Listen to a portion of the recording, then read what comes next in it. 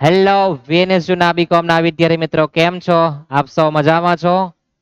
Chanakya commerce ક્લાસમાં આપનું સ્વાગત છે. હું છું કૃણાલ સર. આપણે ચર્ચા કર્યા છે એફવાય બીકોમ સેમ 1 એકાઉન્ટ. તે એકાઉન્ટમાં આપણે ભાગીદારી પેઢીનું કંપનીમાં રૂપાંતર દાખલાઓ જોયા છે. શાખાની આપણે શુભ મુહૂર્ત કરી છે.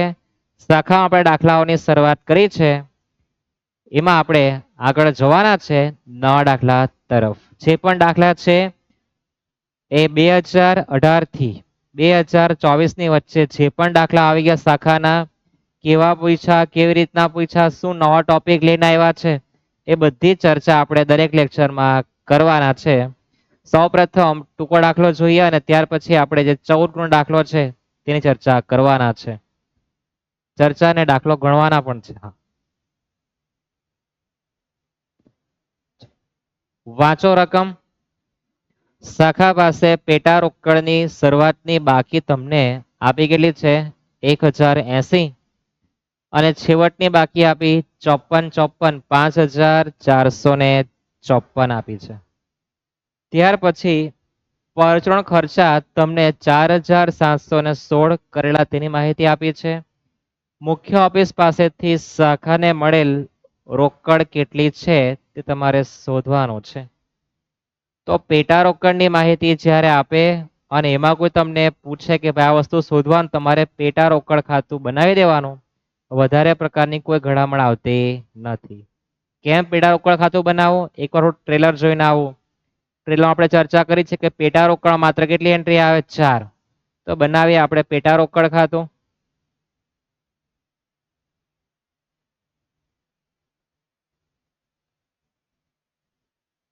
વિગત રકમ લખવાની જરૂર નથી. ટૂંકો દાખલો છે. ઉધાર બાજુ બાકી આગળ લાવ્યા.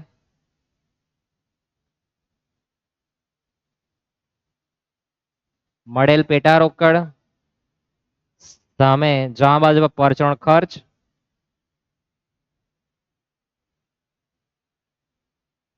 અને બાકી આગળ લઈ ગયા. 4 જ એન્ટ્રી આવવાની છે. કેટલી એન્ટ્રી આવશે? 4. ઉધાર બાજુ બાકી આગળ લાવ્યા, મળેલ પેટા રોકડ, જમા બાજુ પરચુરણ ખર્ચ અને બાકી આગળ લઈ ગયા. વિગત રકમ ચાલશે, તમને બધાને ખ્યાલ છે જ. હવે તો શરૂઆતની બાકી તમારા મગજમાં પ્રશ્ન કે તમને ખબર જ છે. હા, તમે અગાઉના લેક્ચર પણ જોવાના, ટ્રેલર જોવાનું, પછીના દાખલા જે આપણે ગણ્યા છે તે પણ એકવાર જોવાના, પછી અહીંયા આવવાનું. બાકી સીધા અહીંયા પહોંચી ગયા તમારો કન્સેપ્ટ અધૂરો ક્લિયર થવાનો છે. પછી તમને થાય કે સાહેબ તો ખાતા બનાવે જ નહીં, ના નથી કરતા, પેલા નથી કરતા. તમને પ્રશ્ન થવાની જોઈએ. એકવાર અગાઉ લેક્ચર જોઈને આવવો. ઓકે. તો શરૂઆતની બાકી આપણને આપી છે 1080, છેવટની બાકી આપી છે 54. દરેકને ખ્યાલ છે શરૂઆતની બાકી ઉધાર બાજુ, છેવટની બાકી ક્યાં આવવાની છે? જમા બાજુ પર આવવાની છે. યાદ રહેશે? ત્યાર પછી પરચુરણ ખર્ચા આપેલા છે 4716.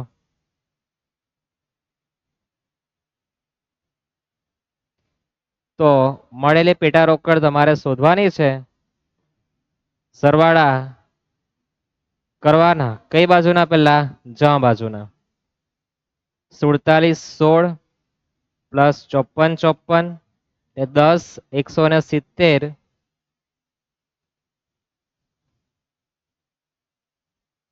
માઇનસ 1080 કરી દેવાના. તો 9090 તમારી ભાષામાં 90. આટલા રૂપિયા મુખ્ય ઓફિસ પાસેથી શાખાને મળેલા છે વર્ષ દરમિયાન. આવું કહેવાનું છે. ક્વેશ્ચન માર્ક કરી દેવાનું, એક્ઝામમાં લીટા પાડી દેવાના, અથવા તો નીચે લખ્યાનો સારા અક્ષરથી કે મુખ્ય ઓફિસ પાસેથી શાખાને મળેલ રોકડ 9090. ટૂંકમાં લખેલું છે, તમારે પૂરેપૂરું લખવાનું કે મુખ્ય ઓફિસ પાસેથી શાખાને મળેલ પેટા રોકડ. પેટા રોકડનું ખાતમ નાની વસ્તુ પૂછેલી છે, 2 માર્કમાં બહુ વધારે ઘડામણ આવતી નથી. આગળ જઈએ. દેવાદારનું ખાતું તૈયાર કરો. દેવાદાર એટલે આપણા ગ્રાહક. બનાવ્યા ગ્રાહકનું ખાતું. ચાલો, જે સૂચના આપે તમારે ટૂંકા દાખલામાં તો તૈયાર કરી દેવાનું, પછી બધું વાંચીને વિચાર કરવાનું. દેવાદારોની પણ તમારી ઉધાર બાકી આવે તો ઉધાર બાજુ બાકી આગળ લાવ્યા, જમા બાજુ પર બાકી આગળ લઈ ગયા, ઉધાર જમા દરેકને ખ્યાલ છે જ, ખ્યાલ છે ને. વિગત રકમ ની લખો તો પણ વાંધો નથી, પણ તમારું બધું વ્યવસ્થિત હોવું જોઈએ. વિગત રકમ કોણે લખવી જોઈએ? બધાએ જ લખવી જોઈએ. કોણે લખવી જોઈએ? બધાએ જ. વિગત રકમ લખવાનું ભૂલતા નહીં. તમારા માટે કઈ તો બાકી રાખવું પડે ને મારે. હા, તો સૌપ્રથમ દેવાદારના ખાતામાં કઈ કઈ એન્ટ્રી આવે ટેલર આપણે જોવું છે. ટેલરને યાદ કરવાનું, જે એન્ટ્રી આવે તે લખવા જવાનું, વધારે પડતો કચરો ને બાય બાય કહી દેવાનું. બરાબર, જરૂર તારી નથી. સૌપ્રથમ રોકડ વેચાણ છે. રોકડ વેચાણ દેવાદારમાં આવતું નથી, પણ કાઉન્સમાં જો બકરું આપ્યું, ઉધાર વેચાણના 60% લેખે, એટલે આપણું જે રોકડ વેચાણ છે તે ઉધાર વેચાણના 60% છે. આપણું જે રોકડ વેચાણ છે એ ઉધાર વેચાણના 60%. તો ઉધાર વેચાણ 100, રોકડ વેચાણ કેટલું હોય? 60. તો 60 આપણી પર વેચાણ છે કેટલું? 1,52,400. ક્રોસ ગુણાકાર કરીને પણ જવાબ મળી જાય, અથવા તો પોતાના ટકા આપેલા છે, જે ઉધાર વેચાણના 60% લેખે છે, તો પોતાના ટકા શું થાય? ભાગ્યા થાય. ક્રોસ ગુણાકાર કરી નાખજો. 1,52,400 ગુણ્યા 100 ભાગ્યા 60 કરી દેવો, અથવા તો 1,52,400 ભાગ્યા 60% કરો તો તમારું ઉધાર વેચાણ કેટલું આવે? 254. ઉધાર વેચાણ 2,54,000. ક્રોસ ગુણાકાર કરીને પણ કરી શકો, અથવા પોતાના ટકા ભાગ્યા કરે એ પણ યાદ રહેવું જોઈએ. રોકડ વેચાણ લખાતું નથી, ઉધાર લખવા જવાનું છે. ત્યાર પછી ગ્રાહકોએ પરત કરેલ માલ, તો ગ્રાહકો પરત કરે તો જમા બાજુ પરત માલ. કેટલો માલ પરત કર્યો છે? 1300 રૂપિયાનો. ત્યાર પછી ગ્રાહકોને મંજૂર કરેલ વટાવ, વટાવ 1600 રૂપિયા આપણે એમનો મંજૂર કર્યો. ત્યાર પછી ગ્રાહકોને નામ મંજૂર કરેલો વટાવ, તો વટાવ મંજૂર કર્યો તે ક્યાં લખ્યું? જમા. તો નામ મંજૂર ક્યાં લખવાનું? ઉધાર બાજુ.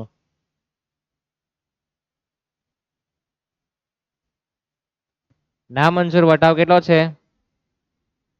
300 રૂપિયા. ત્યાર પછી શાખાના દેવાદારોએ મુખ્ય ઓફિસને બારોબાર ચૂકવેલ રોકડ ક્યાં આવે? શાખામાં જમા, અને દેવાદારો બી જમા ને. બારોબાર ચૂકવેલી રોકડ છે 76,000. ત્યાર પછી ઘાલખાત પરત, ઘાલખાત પરત શાખાની બી જમા, નફા નુકસાન ખાતાની જમા દેવાદારમાં આવતું નથી. એટલે આ તમારા માટે કન્ફ્યુઝન છે. ગ્રાહકોને આપેલ કસર, કસર પણ જમા બાજુ પર 850 રૂપિયા. શરૂઆતના દેવાદારો એટલે કે શરૂઆતની બાકી તમારી 28,400. ગ્રાહકોએ આપેલી લેણી હુંડી, લેણી હુંડી પણ તમારી જમા થવાની છે. કેટલી લેણી હુંડી છે? 20,000. અને છેવટના દેવાદારો કેટલા આપેલા છે? 16,000.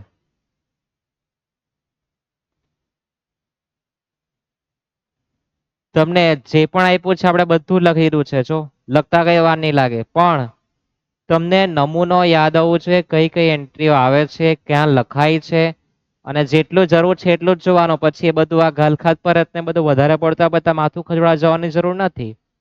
તફાવત કરો કઈ બાજુ પર આવે તે દેખાય. તો મારા દ્રષ્ટિકોણથી તમારો તફાવત જ્યાં બાજુ પર દેખાતો છે, દેખાય ને 254 ને પેલી બાજુ એની સામે લડે તો કોઈ માણસ જ નથી, કાપી જ નાખે. સરવાળો કરો ઉધાર બાજુનો 28,400 પ્લસ 254 પ્લસ 300, સરવાળો 2,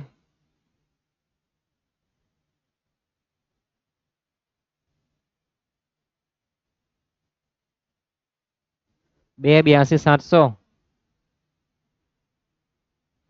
આ બાજુ તમારે 2 82 700 કરવા હોય તો કેટલા ખૂટે? તો -850, -1300, 1600, 76000, 20000 અને -16000. તો 166 950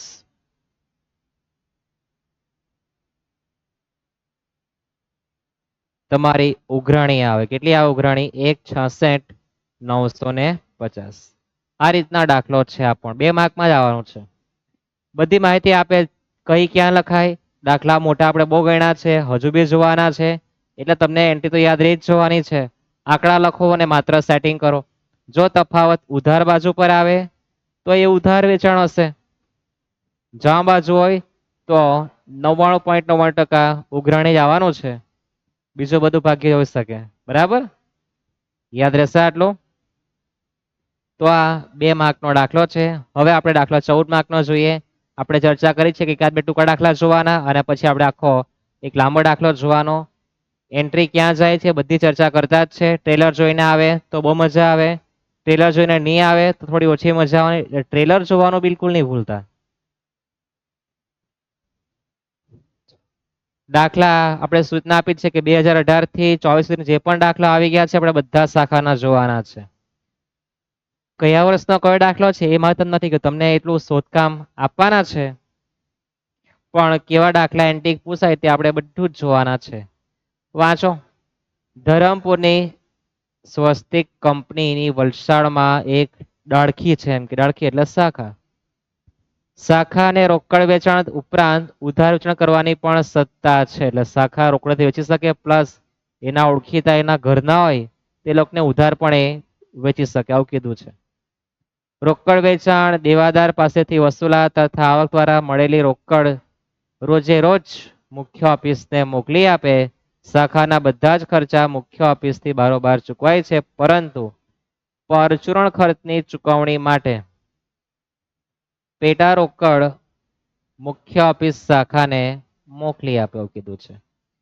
દર મહિનાની શરૂઆતમાં શાખાને ₹500 પેટા રોકડ તરીકે મોકલવામાં આવે છે. દર મહિને ₹500 કાઢીને આપી લીધા શાખા એસ કર, નાસ્તો ચા પાણી તારે જે કરવું હોય તે, પણ ₹500 હું તને આપું. શાના માટે? ચા પાણી નાસ્તા માટે, તારે જે નાસ્તો કરવો હોય તે. પછી સૂચના છે કે વેચાણ કિંમત પર વેચાણ કિંમત પર 20% નફે, નફેની જગ્યાએ ભાઈ નફો હશે, લખવાળો ખાઈ ગયો હશે, 20% નફો મળે રીતના વેચવાની સૂચના આપે. વેચાણ કિંમતનું બીજું નામ તમારી ભરતિયા કિંમત છે. કઈ કિંમત છે? એટલે ભરતિયા કિંમત પર 20% તમને આપેલા છે, તમારે એને શોધવાની કઈ જરૂર નથી. મૂળ કિંમતના ટકા આપે તો ભરતિયા કિંમતનો વિચાર કરવાનો, ને ભરતિયા કિંમત કેટલી જગ્યા? માત્ર 4 જગ્યા. શરૂઆતનો સ્ટોક, આખર સ્ટોક, મોકેલ માલ ને પરત માલ. યાદ છે? આગળ. એમ ધારીને નીચેની વિગત પરથી 31/3/23 ના રોજ પૂરા થતા વર્ષ માટે તમારે શાખા ખાતું તૈયાર કરવાનું છે. એક જ ખાતું પૂછ્યું, ધક ધક બંધ થઈ ગયો ને? હા, કેટલો આરસ, માત્ર શાખા ખાતું પૂછ્યું છે એટલે માત્ર શાખા ખાતું બનાવવા જવાનું, બીજું બધું કઈ જરૂર નથી.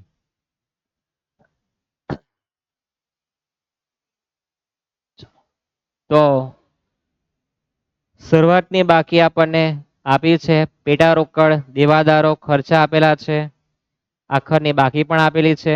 તમને શરૂઆતની બાકી એટલે 22 ની કહેવાય, 23 ની બાકી એ બધી આખરની કહેવાય.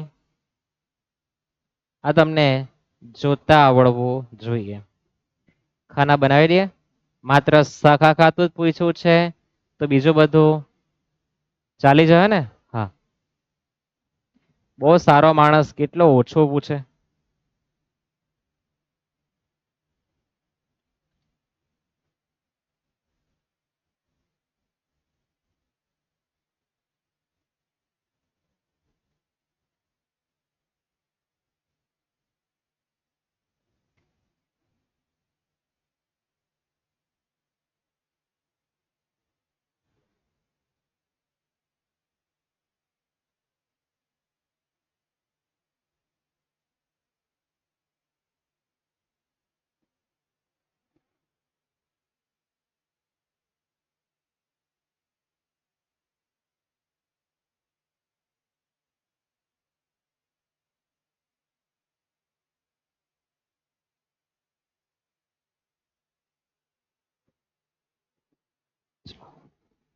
લખી દઈએ શાખા ખાતું,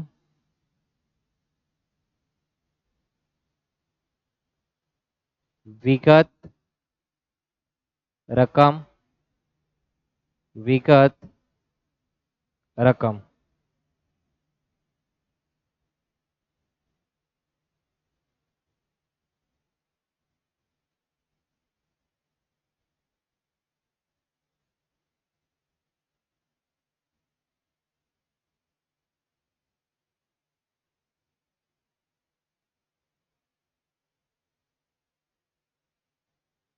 હવે મારું શાખા ખાતું એક પેજ પર આવે તેવું નથી એટલે મેં નીચે બીજું સાઈડ પર જે નીચે તેનું કાપીને સાઈડ પર લગાવેલું છે, બરાબર.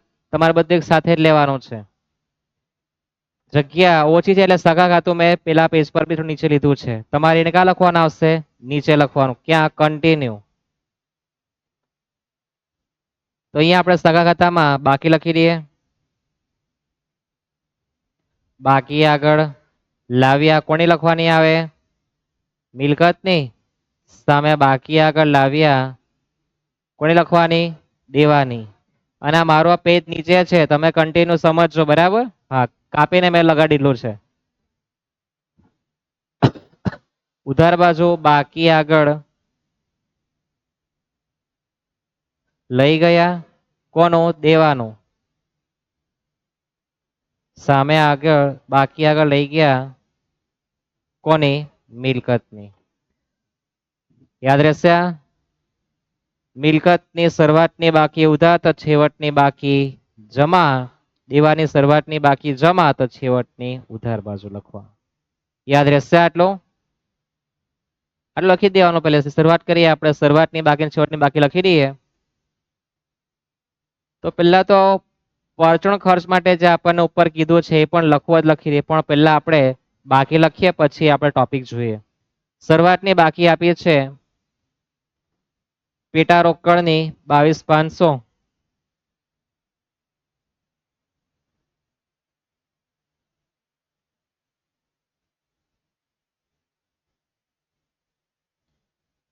ત્યાર પછી દેવાદારની બાકી આપી શરૂઆતની 4 લાખ.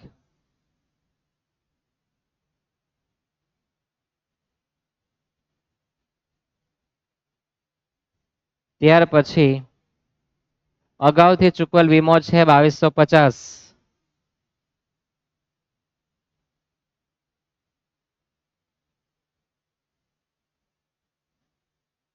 ત્યાર પછી સ્ટોકની બાકી આપી 80,000.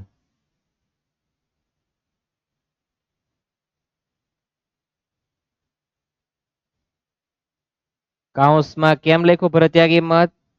વેચાણ કિંમત પર 20% નફો માલ વેચવાની સૂચના આપી જ છે ને, એટલે કે 20% નફો ચડાવીને માલ મોકલતા જ છે એવું કીધું છે. હવે તમે જો વાક્ય વાંચો તો મુખ્ય ઓફિસ તરફથી શાખાને મૂળ કિંમતે જ માલ મોકલાય છે ને, એટલે ભરતિયા કિંમત આવતું નથી. આપણે સૂચના આપી હતી કે કઈ ની કે શું સમજવાનું?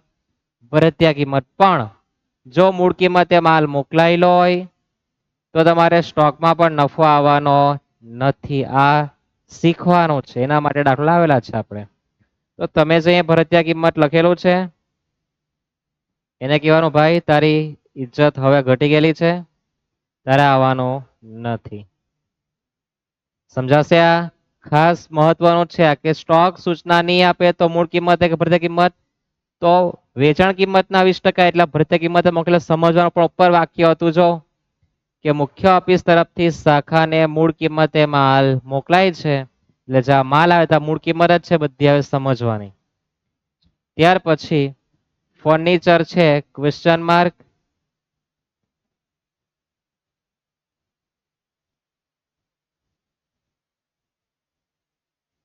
શોધવાનું છે કેટલું આવશે એ તો અંત જ આપણને કહેશે એનો. ત્યાર પછી મુખ્ય ઓફિસ શાખા વતી ચૂકવેલા ખર્ચા આપેલા છે, તો મિલકતની આટલી જ બાકી હતી, દેવાનું કે બાકી આપી નહીં હતી. તો આપણે જેટલા જન્મે એટલા બધા મૃત્યુ પામે આપણને ખબર છે, તો આપણે પેલા છેવટની બાકી લખી દઈએ. શું કરવાનું? છેવટની બાકી લખી દઈએ. સૌપ્રથમ આપેલો છે પેટા રોકડ 12,000, તો અહીંયા ઉધાર, તો અહીંયા જમા બાજુ પર શાખામાં પેટા રોકડ 12,000. ખ્યાલ આવે? શરૂઆતની બાકી ઉધાર બાજુ, તો છેવટની બાકી ક્યાં લખવાનું? શાખામાં જમા બાજુ. આ જમાનો જ ભાગ છે, બરાબર. કન્ફ્યુઝન લાગતું હોય તો આ તમારું ઉધાર જમા, પેલું ભાગ નીચેથી આપણે કટ કરીને ઉપર લગાવેલો છે, દરેકને યાદ રહેવું જોઈએ. હા, ત્યાર પછી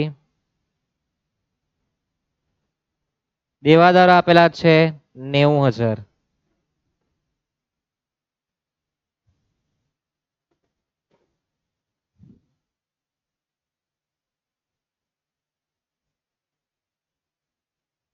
દેવાદારો કેટલા છે?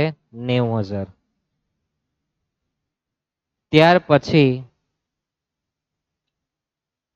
અગાઉથી ચૂકવેલ વીમો 2500 રૂપિયા છે, એ પણ મિલકત કહેવાય ને. અગાઉથી ચૂકવેલ વીમો 2500 રૂપિયા. ત્યાર પછી ચૂકવવાનો બાકી મજૂરી પગાર 13,000 છે. ચૂકવવાનું બાકી એટલે દેવું કહેવાય. દેવું દેવાના ઘરે જાય, અંતની બાકી આપી. ચૂકવવાનું બાકી મજૂરી પગાર કેટલા રૂપિયા છે? ને 13,000.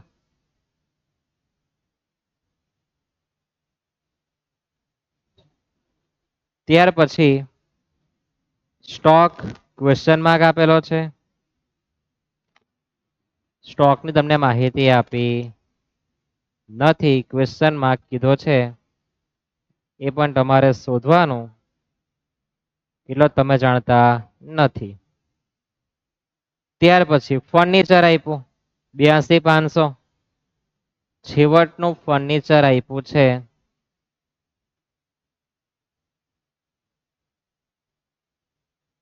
82,500. આ તમારી શરૂઆતની અને છેવટની બાકી લખાઈ ગઈ. સમજાય આટલું?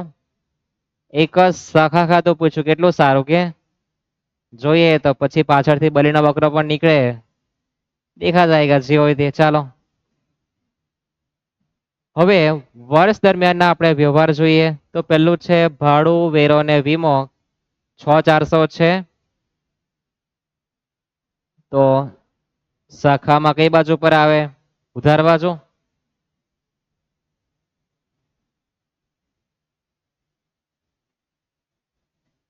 શાખામાં ઉધાર બાજુ 6,400. ભાડું, વેરો ને વીમો બીજે સર ક્યાં આપવાની? નફા નુકસાન ખાતામાં ઉધાર બાજુ આપણે બનાવેલો નથી. કેમ? ના કીધી છે એટલે. તમારી ઈચ્છા તો બનાવીએ, ઈચ્છા હોય તો બનાવો ને, તમારી પર બહુ સમય રહેતો બનાવી જવાનું, વાંધો જ નથી. ત્યાર પછી મજૂરી પગાર 23,000.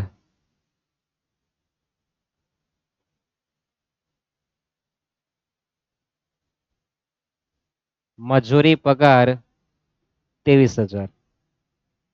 ત્યાર પછી શાખાના અન્ય વ્યવહાર આપેલા છે વર્ષ દરમિયાનના. મજૂરી પગાર ક્યાં? વેપાર ખાતો. વેપાર ખાતો બનાવેલો નથી. કેમ નથી બનાવ્યું? તો એના માટે આપણે સરપ્રાઈઝ રાખેલી છે. શું છે? સરપ્રાઈઝ. જોઈએ. ત્યાર પછી વર્ષ દરમિયાનના વ્યવહારમાં શાખાને મોકલેલ માલ છે 8,85. મૂળ કિંમત છે, યાદ છે ને મોકલેલું બધું? હા. તો મોકલેલ માલ છે 8,85. ક્યાં? શાખામાં ઉધાર બાજુ.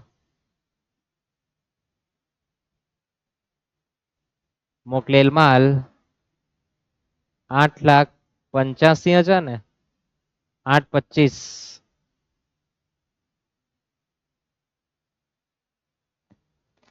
ત્યાર પછી આગળ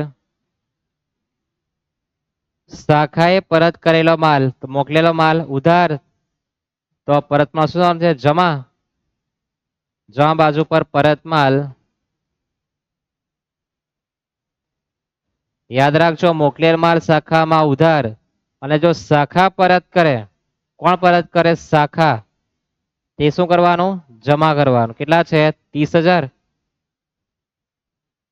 યાદ રાખજો, શાખાને માલ મોકલાય તે શાખામાં ઉધાર બાજુ 100% એન્ટ્રી રહેવાની છે, ને શાખા પરત કરે એ સામે લખી દેવાનો પરત માલ. કેટલા? 30,000. નફો કેમ નથી આવતો? યાદ છે ને? કેમ નથી આવતો? બોલો. મૂળ કિંમત છે એટલે હા. ત્યાર પછી રોકડ વેચાણ આપેલું છે કેટલું? 450, 250. રોકડ વેચાણ 4,50,250. રોકડ વેચાણ ક્યાં આવે? શાખામાં જમા બાજુ.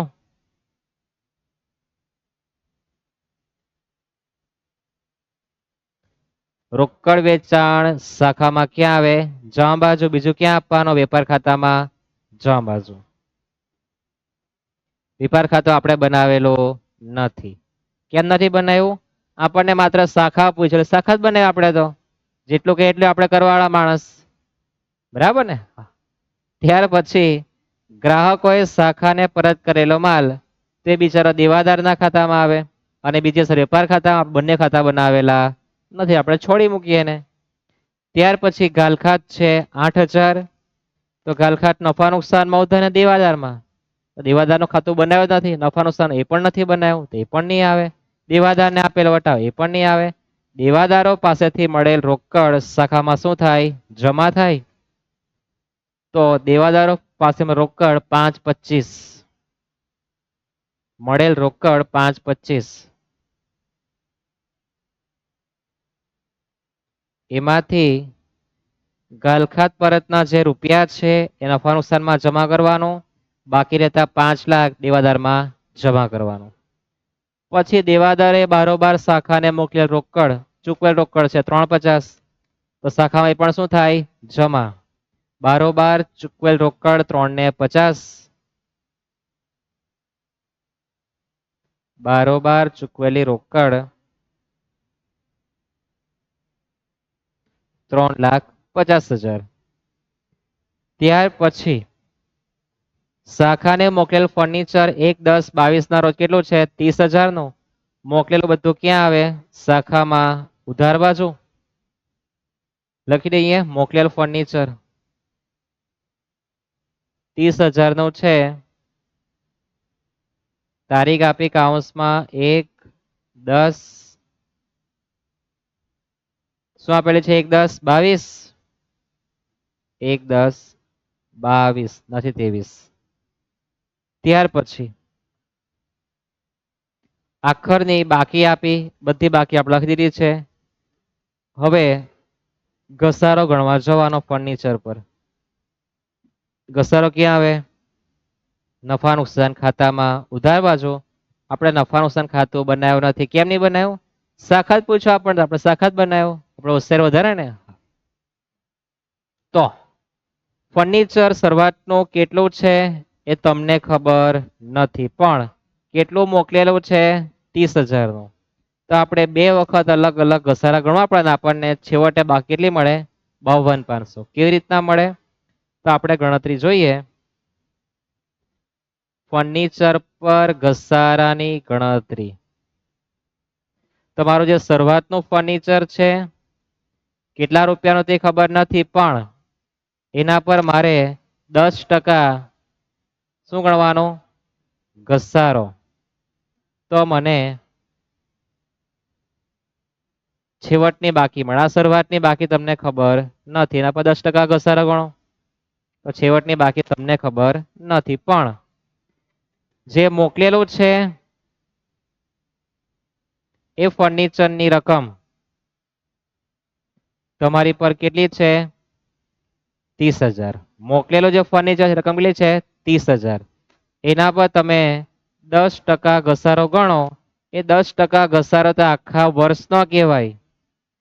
મોકલેલું કઈ તારીખે છે? 1/10. 1/10 થી તમારું પિક્ચર ક્યારે પટે? 31/3. 10, 11, 12, 1, 2 ને 3, 6 મહિના થયા. એટલે ઘસારો જોઈએ તો જે 10% જે છે એ તો 12 માસના છે. તો આપણે તો 6 માસનો જ ઘસારો જોઈએ. કેટલા માસનો જોઈએ? 6 માસનો. તો તમારા કેટલા ટકા આવે? 5% આવે. કેટલા ટકા આવે? 5%. તમારે 10% જગ્યાએ લખવાના કેટલા ટકા? 5%. તો ગુણ્યા 5% કરો તો 1500 રૂપિયા. તો તમારી બાકી રહેવાની કેટલી? 28,500. હવે શરૂઆતનું જે મોકલેલું છે તે ખબર નથી, એના પર ઘસારો કેટલો ગણાય તે પણ તમે ગણી શકતા નથી, પણ બાકી તે તમને ક્યાંથી મળવાની? પણ તમને જો એ શરૂઆતની ફર્નિચરની બાકી, છેવટની બાકી બેનો સરવાળો કરો તમને અહીંયા 82,500 આપ્યા. કેટલા આપેલા છે? 82,500. આ 82,500 માં જે મોકલેલું છે એની બાકી કેટલી આપી? 28,500. તો કેલ્સી પકડવાની.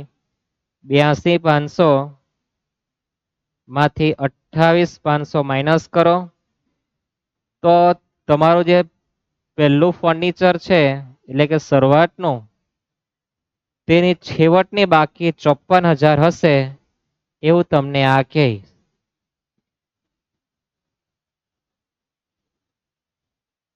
કુલ 82,500 છે, એમાંથી 28,500 જે મોકલેલું છે તેનો, તો તમારી ખતરનાક બાકી શરૂઆતની કેટલી આવે? 54,000. કેટલી આવે? 54,000. એ છેવટની બાકીમાં જ કેમ લખ્યું? બધું છેવટનું છે. જો છેવટની બાકી ને 82,500, છેવટની બાકી આ બેનો સરવાળો થઈને આટલા આવેલા હોય. હવે ઊંધી ગણતરી, આપણે શરૂઆતની બાકી ગુણ્યા 10% માઇનસ કરી નાખતા હતા, તો ઊંધી ગણતરી ઊંધું કરી નાખવાનું. ધારો કે તમારી શરૂઆતની બાકી 100, ઘસારો 10, તો બાકી આવવાની કેટલી? 90. 90 એ 54,000. તો 100 એ કેટલા? તો 54,000 ભાગ્યા 90 ગુણ્યા 100 કરી દેજો. તો તમે જે મોકલેલું શરૂઆતનું ફર્નિચર એ 60,000 રૂપિયાનું હશે. કેટલાનું હશે? 60,000નું. જેના પર તમે સમય જતા 10% ઘસારો એટલે કે 6,000 રૂપિયા ઘસારો ગણ્યો હશે. મહત્વનો ટોપિક છે આ ઘસારાનો. યાદ રહેશે, શરૂઆતનું ફર્નિચર બાકી કેટલી આપી તે ખબર નથી, એના પર 10% ઘસારો ગણે તે પણ તમે ગણી શકતા નથી, તો બાકી ક્યાંથી આવવાની? મોકલેલું જે છે એની રકમ 30,000 છે, એમાં ઘસારો કેટલો ગણ્યો? માત્ર 5%. કેમ 5%? તો એ મોકેલો છે એક 10, એટલે કે 31/3 સુધી માત્ર 6 મહિના વપરાયો, તો 6 માસનો ઘસારો ગણવાનો. આખા વર્ષના 10% ઘસારાના આપ્યા તો 6 માસના 5% થવાના છે. ખ્યાલ આવે આટલો? પછી તો કુલ બાકી આપેલી કઈ? છેવટની 82,500 માં મોકેલો છે ને 28,500 બાદ કરી દો તો 54,000 રૂપિયા આવે. ધારી લેવાનું મોકેલો ફર્નિચર 100, ઘસારા 10, 10 100 ને 10% 10 થાય, તો બાકી લેવા 90, 90 54, તો 100 એ 60,000. તમારું શરૂઆતનું ફર્નિચર આપણે લખી દઈએ 60,000. તમે જે ખાલી જગ્યા રાખી છે અહીંયા તમારું ફર્નિચર કેટલું આવે? 60,000નું. આ રીતની ઘડામણ કરવાની છે. હવે સખા ખાતામાં બાકીની બાકી જોઈએ તો જો બધું આવી જ ગયું છે, આવી ગયું ને, પણ સ્ટોક બાકી રહી ગયો. તે સ્ટોક ક્યાંથી મળે? આના માટે દાખલો લીધો છે. શાના માટે? આના માટે જ. જો છેવટનો સ્ટોક નહીં આપે તો ક્યાંથી લાવવાનો? તો એ વેપાર ખાતામાંથી જન્મશે. ક્યાંથી? વેપાર ખાતામાંથી. એટલે તમને માત્ર સખા ખાતું બનાવે કે તમે તો ખુશ થઈ જઈને બનાવી નાખે, પણ પછી છેવટનો સ્ટોક આવે ત્યારે વિચારે કે વેપાર ખાતું તો બનાવવાનું હતું. એના માટે પહેલા બનાવ્યું નહીં, તમને મારે શીખવવાનું છે. દાખલા ગણાવવા તો પ્લસ શીખવાનું છે કે શું થઈ શકે. સમજાય? બાકી હું પહેલા તમને બે કહી દઉં કે આટલું બનાવવાનું છે, તમે ગણી કાઢો મસ્ત મજાનું, પણ તમને પણ સમજ પડવી જોઈએ કે આ સ્ટોક છે તો ક્યાંથી મળશે? વેપાર ખાતામાં આવે ને આખાનો સ્ટોક, તમારે વેપાર ખાતું પણ બનાવવું પડે. કેમ? તો તમે જો વેપાર ખાતાની બહુ બધી એન્ટ્રી આપી છે, રોકડ વેચાણ છે, ઉધાર માટે તમને દેવાદારની માહિતી પણ આપી છે, દેવાદારની પણ બાકી આપી છે. તમારે વેપાર ખાતું પણ બનાવવું પડે અને દેવાદારનું ખાતું બી બનાવવું પડે. કેમ બનાવવું પડે દેવાદારનું ખાતું? વેપાર ખાતામાં રોકડ વેચાણ ઉધાર પણ આવે ને, હા, એટલે બંને ખાતા બનાવવા પડે. એટલે સીધું શાખા ખાતું કે, તો શાખા ખાતું બનાવવાનું તો ખરું જ, પણ તમને એન્ટ્રી સમજ પડવી જોઈએ કે બધી માહિતી આપી છે તો એમને એમ તો આપી ન હોય. કેમ કે 14 માર્કનો દાખલો છે. કેટલા માર્કનો? 14 માર્ક. એમાં મોટે ભાગે બધું બનાવવાનું આવે છે, આપણે ચર્ચા કરી જ છે, યાદ છે ને? હા. તો બનાવીએ આપણે વેપાર ખાતું અને નફા નુકસાન ખાતું.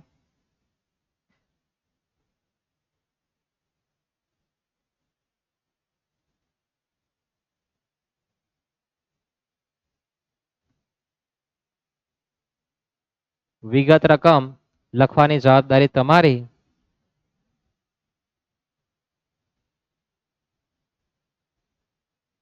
દેવાદારનું ખાતું, એમાં પણ વિગત રકમ લખવાની જવાબદારી તમારી.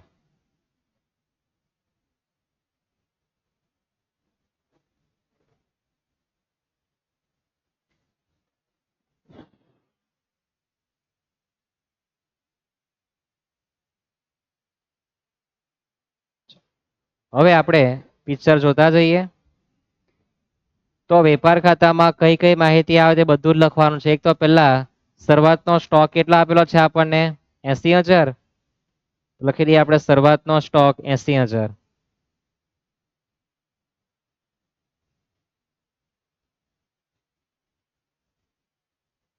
આખોનો સ્ટોક શોધવાનો છે, એના માટે જ આપણે ખાતું બનાવેલું છે, બરાબર ને?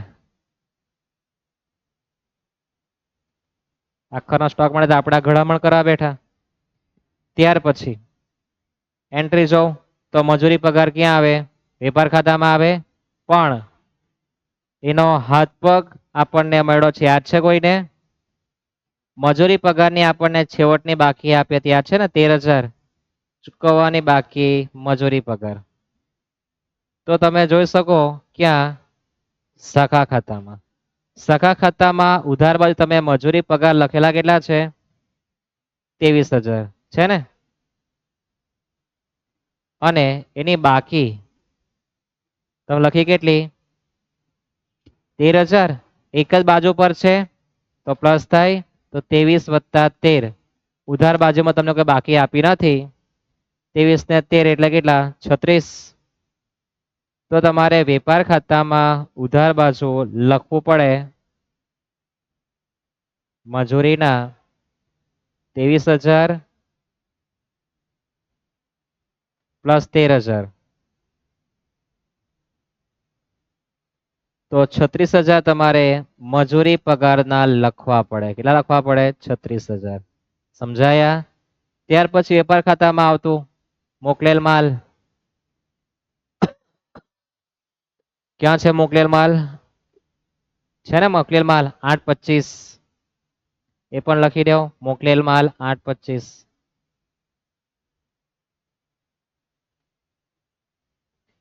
ત્યાર પછી પરત માલ છે કેટલો છે? 30,000. તો પરત માલ 30,000.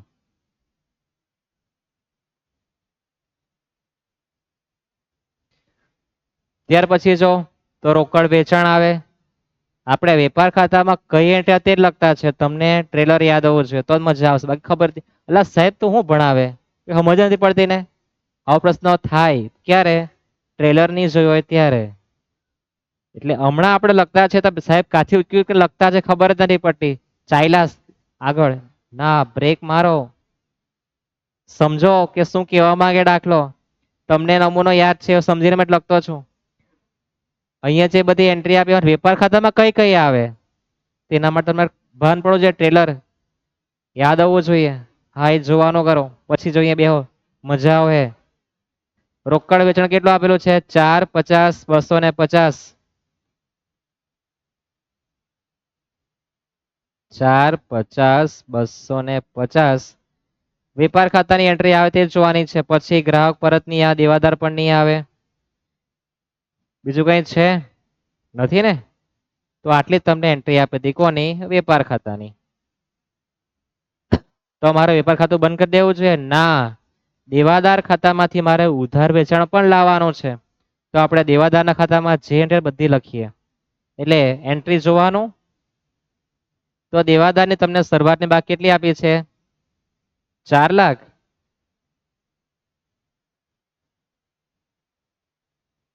બાકી આગળ આપ્યા 4 લાખ. ત્યાર પછી દેવાદાર મૂળ જે આવું તે જ લખવા જવાનું. તો દેવાદારમાં આમ કહીને આપણે ધીમે ધીમે ધીમે નીચે આવીએ. તો ગ્રાહકોએ શાખાને પરત કરેલ માલ 40,000 છે. યાદ છે આપણે ચર્ચા કરી છે. ગ્રાહકો પરત વેપાર ખાતામાં ઉધાર, દેવાદારમાં જમા, બંને અસર આપણે સાથે આપી દઈએ. ગ્રાહકોએ પરત કરેલ માલ 40,000 છે. ગ્રાહકોએ પરત કરેલ માલ વેપાર ખાતામાં ઉધાર બાજુ અને દેવાદાર ખાતામાં જમા બાજુ.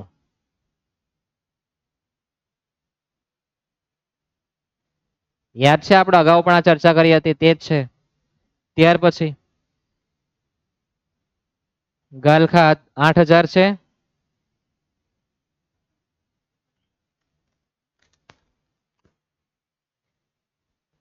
દેવાદારમાં જમા થયા છે ને, બધું જમા થયા. ઉધાર બાજુ માત્ર બાકી આગળ લાવ્યા, ઉધાર વેચાણ, નામંજૂર વટાવ અને વ્યાજ, બાકી બધું જમા.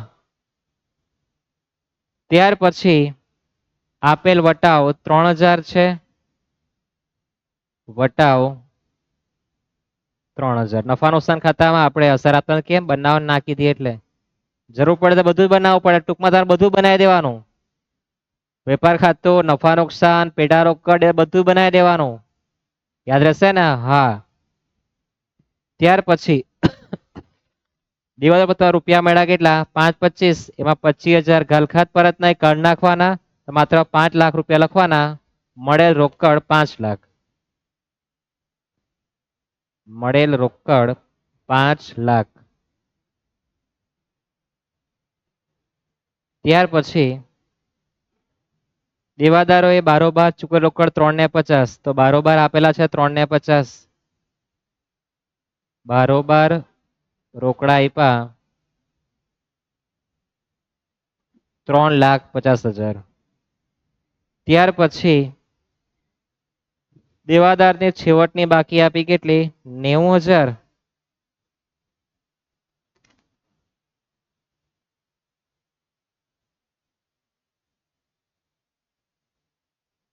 બાકી આગળ લઈએ કેટલા આપેલું છે? 90,000. તો દેવાદારનું ખાતું બંધ કરો. તમારો તફાવત કેટલો આવે ને એ આપણો ઉધાર વેચાણ આવવાનો છે. તો શરૂઆતમાં 40,000 plus 8,000 plus 3,000 plus 5 lakh plus 1350 નથી, 350 છે. હા, 350 વત્તા 90,000 તો 9,91,000 થાય. એમાંથી માઇનસ કરી દેવાના 4 લાખ. તો તમારું ઉધાર વેચાણ 591 આવવાનું છે.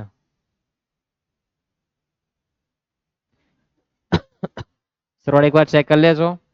40,000 plus 8,000 plus 3,000 plus 5 lakh plus 350 plus 90,000.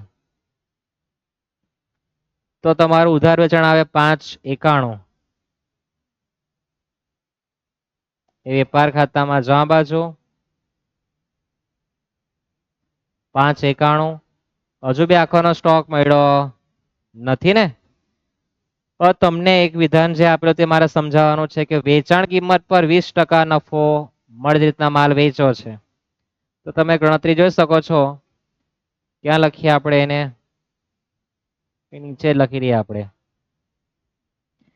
કે વેચાણ કિંમત પર 20% એટલે કે આપણો આ પડતર કિંમત પ્લસ નફો જે આવે તે વેચાણ કિંમત, એના પર 20% નફો. એટલે આપણે જે વેચેલું છે એના પર 20%. તો અહીંયા જે રોકડ વેચાણ આપેલું છે તે અને ઉધાર બેનો સરવાળો કરવાનો. એમાંથી ગ્રાહકો જે પરત કરે એ બાદ કરી દેવાનું. અને પછી જે આવે આપણે કહેવાનું છે ચોખ્ખું વેચાણ. એના આપણે 20% નફો લેવાનો છે. યાદ રહેશે? ચોખ્ખું વેચાણ એટલે કે રોકડ વેચાણ પ્લસ ઉધાર વેચાણ માંથી ગ્રાહકો પરત કરે કાઢી નાખવાનું. તો 450 250 પ્લસ 5,91,000 માઇનસ 40,000 કરો તો તમારું ચોખ્ખું વેચાણ 10,01,250 ગુણ્યા 20% કરો તો તમારો કાચો નફો કેટલો આવે? 2,250. હવે પછી તમારે તફાવત કરવાનો. વેપાર ખાતામાં આખરનો સ્ટોક મળે 80,000 plus 8,25,000 plus 36,000 plus 40,000 plus 2,250,000 minus 4,50,000 250 minus 5,91 minus 30,000 કરો તો તમારા અખરનો સ્ટોક 1,10,000 આવવાનો છે. એ અખરનો સ્ટોક તમારે અહીંયા લખવાનો 1,10,000. પછી તમારે ચોખ્ખો નફા ચોખ્ખી ખોટ શોધવાની. યાદ રહેશે? હવે મારા શબ્દ સાંભળો. આપણે ચર્ચા કરી શરૂઆતમાં જ 14 માર્કનો દાખલો જ્યારે પૂછાય ત્યારે શાખા ખાતું બનાવવાનું પ્લસ વેપાર નફા નુકસાન કીધું ને એટલું બધું બનાવી દેવાનું જરૂર છે જ. અહીંયા ચોખ્ખો નફો જે આવે એટલે નફા નુકસાન પણ આવી જાય તો આપણો દાખલો સાચો, કોઈને પૂછવા નહીં જવું પડે. પણ જો નફા ખાતું નહીં બને તો આપણને ખબર પડતી નથી. કરી દે તફાવત શાખામાં. હજી એક વસ્તુ બાકી છે, યાદ છે? 500 રૂપિયા દર મહિને મોકલતા, યાદ છે ને? દર મહિને 500 તો વર્ષમાં 5 મહિના આવે કે મોકલેલ પેટા રોકડ દર મહિને એટલે વર્ષમાં કેટલા મહિના આવે? 5. 12 મહિના આવે ને, તો દર મહિને 500 તો 500 ગુણ્યા 12 એટલે 6,000 મોકલેલા છે. તફાવત કરો. કઈ બાજુનું વધે તો આપણે વિચાર કે નફો થવો જોઈએ, ખોટ ભાગી જ જાય. નફાનું વિચારીએ આપણે. સરળ પહેલા જમા બજાર કરી નાખીએ. 4,50 250 plus 5,25 plus 3,50 plus 30,000 plus 12,000 plus 90,000 plus 2,500 plus 1,10 82,500 તો તમારો સરવાળો 16,52,250 થાય. એમાં તમારે બધું બાદ કરતું આવવાનું. પહેલા બાદ થવાના 22,500 પછી થવાના 4,00,000 22,50 minus 80,000 minus 60,000 minus 6,400 minus 23,000 minus 6,000 minus 8,25,000 minus 30,000 minus 13,000 કરો તો 1,84,100. આટલા રૂપિયા તમારે નફા નુકસાન ખાતે તમારો ચોખ્ખો નફો થવો જોઈએ. ખ્યાલ આવે? 14 દાખલામાં તમારે આટલી મહેનત કરવાની છે. કયા ખાતા પરથી ક્યાં જવાનું એ પણ યાદ રાખજો. યાદ રહેશે ને? એટલે શાખા ખાતું કે શાખા બનાવીને બહુ ખુશ નહીં થવાનું, જોવાનું પિક્ચર આખું. આવું જોઈ ગયા હોય તમને બીજી વખત ખ્યાલ આવે કે સાહેબે કીધું હતું કે ભાઈ એક વખત જો આખોનો સ્ટોક નહીં આપ્યો હોય તો વેપાર ખાતું બનાવવું જ પડશે. વેપાર ખાતામાં ઉધાર વેચાણ રોકડ બધું જ આવે તો દેવાદારનું ખાતું એ બનાવવું પડે. આ યાદ રહેવું જોઈએ. લાઈક કરવાની જવાબદારી તમારી, શેરની બી, અને સબસ્ક્રાઈબર વધારવાની જવાબદારી પણ તમારી છે. મળીએ નેક્સ્ટ લેક્ચરમાં. સીતારામ.